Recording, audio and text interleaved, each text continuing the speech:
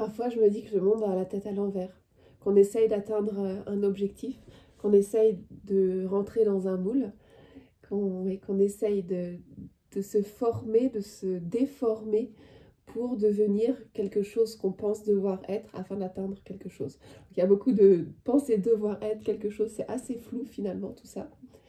Alors que pour moi, le chemin est inverse. Pour moi, le chemin est vers soi, à se connaître, à savoir ce qui nous anime, savoir ce qui nous met en joie, savoir quelles sont euh, notre zone de génie.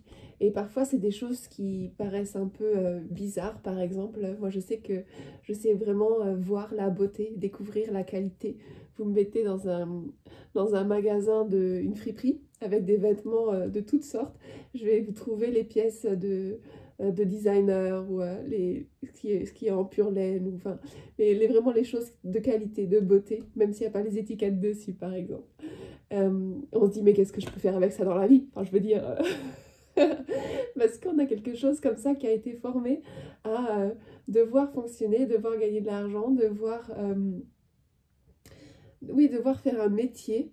Et puis, on a une petite liste de métiers, en fait, qu'on a pu voir en grandissant. Mais finalement, le monde est beaucoup plus vaste que ça. Il y a beaucoup plus de possibilités.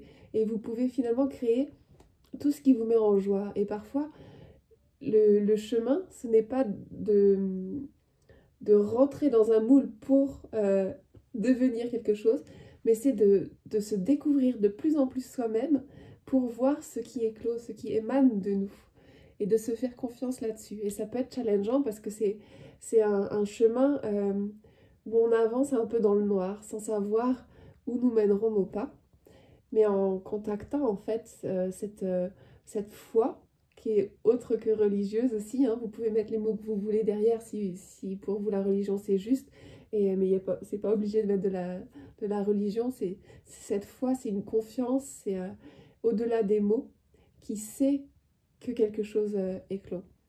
Et puis parfois on cherche et parfois c'est là de suite.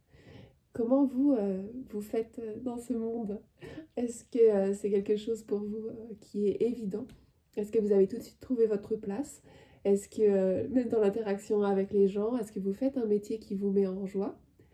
Comment c'est pour vous? Je sais que pour moi, ça a été un long chemin. Et j'ai commencé par être trapéziste, comédienne, faire un métier qui me plaisait, mais où je ne me donnais pas de la valeur, où je pensais ne pas être assez. Et puis après des années, me voilà maintenant art thérapeute, accompagnante. Et j'ai de suite senti que là, j'étais au bon endroit.